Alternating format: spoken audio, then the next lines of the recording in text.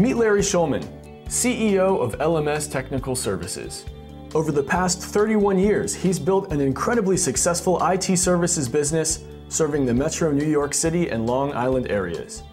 You'd think that would be challenging enough, given the twists and turns the IT industry faced during that span of time. But Larry's faced tougher trials, like doing it all while raising a family of 8 kids. Larry is quick to point out that his wife, Bobby, deserves the lion's share of the credit on both the home and company fronts. She's aptly titled the controller. It's easy to imagine someone in Larry's shoes lacking work-life balance, particularly without someone like Bobby in the marriage as well as the business partnership. The demands of a fast-growing enterprise like LMS Tech could consume the most ardent of family men. But Larry didn't let that happen. He and his wife put forth a simple premise in managing their daily lives: work smarter. May sound like no big deal, right? You just spend your time more selectively, more deliberately, without taking your eye off the big picture.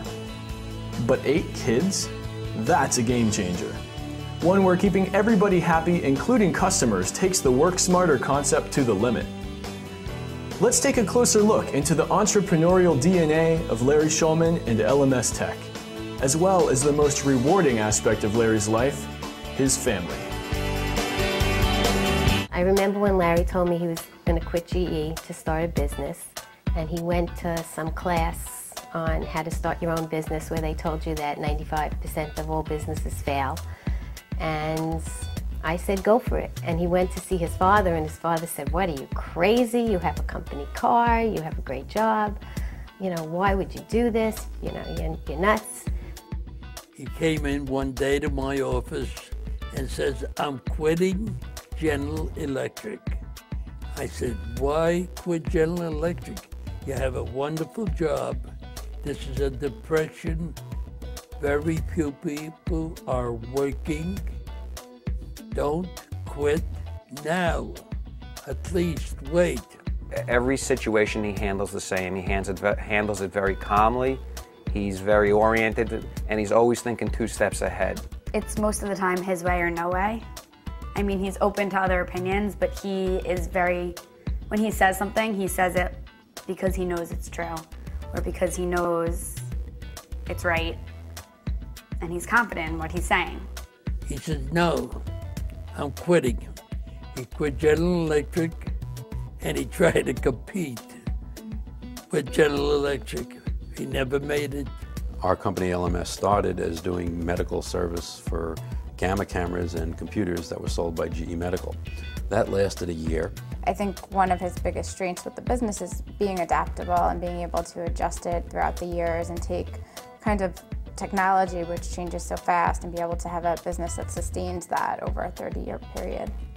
We had the opportunity to get involved with somebody who had disk drives that were used for businesses, and the insurance agent for my family referred me to this particular person who had disk drives in his office, and we started working on our first disk drive.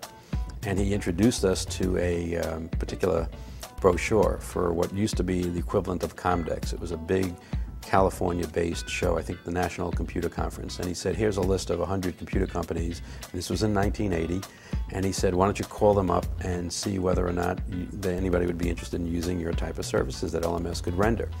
And we called up and we started with the A's, and I had a baby to feed who had just been born, and I was downstairs making these phone calls, what we call telemarketing today. And you're a very good telemarketer when you have a mortgage, a baby, and no income. And I don't think we were down more than 4 or 5 companies when Alpha Micro said, sure, we might be interested in using somebody in the Northeast. And that became our first computer-type customer vendor that we worked for. And Alpha Micro was the beginning of LMS. He has navigated this business through up and down times, through difficult economic times. He's always conservative with his decisions, but he has a real tendency to make the right decisions, and has probably the 2 biggest decisions that he made that really took our business off. One was when he decided to do a big advertising campaign right after PCs came into play, and we sent out this huge mailing, and I was ready to kill him because he spent like $50,000. And he sent it out, and the phone calls just kept coming in, and he was writing contracts left and right, and it took us from like here to here, and it was amazing. Well, we had built up a very good piece of business with Alpha Micro. It was contractual revenue, and we were a profitable, strongly profitable business. I'm not even sure how many people we had then. So we had reoccurring revenue. We had a lot of safety on our side. A reoccurring theme in my life will always be something that appears to be risky, but has a backup plan that's multiple belts and suspenders. So, you know, most people think of business people as real risk takers. I look at business as always been adventure. You're expecting to have fun, not needing a backup.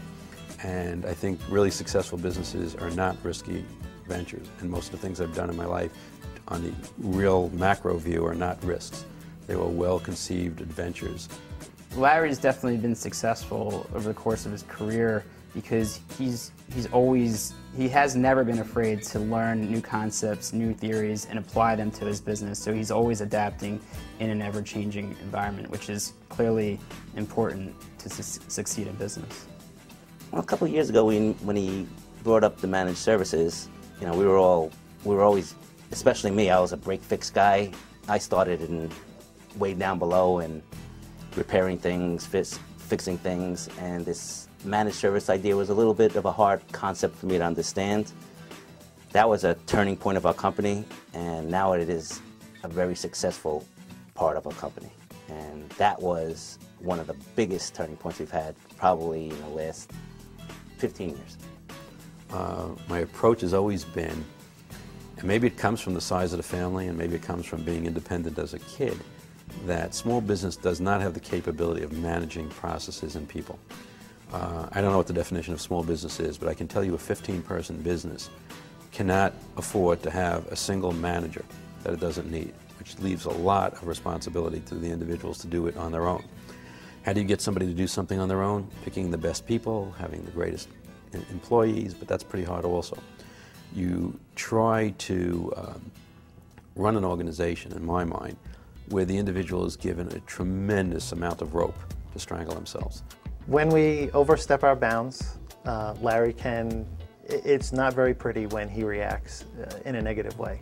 You know, but he does give us the rope to hang ourselves with. So we always have the ability to go to him earlier than we should, and we usually wait too long. And that reaction, you know, we call it the meeting in the conference room. That's a meeting you want to avoid.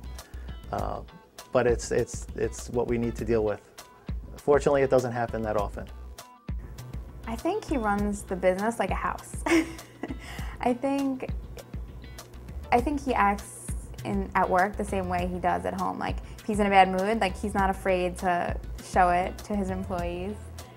He doesn't care. You know, I think they're like family to him at this point. Like, most people have been there for many, many years, and I think he is who he is, and he's not gonna be any different. I worked here for about almost 10 years. I've known Larry for a very long time.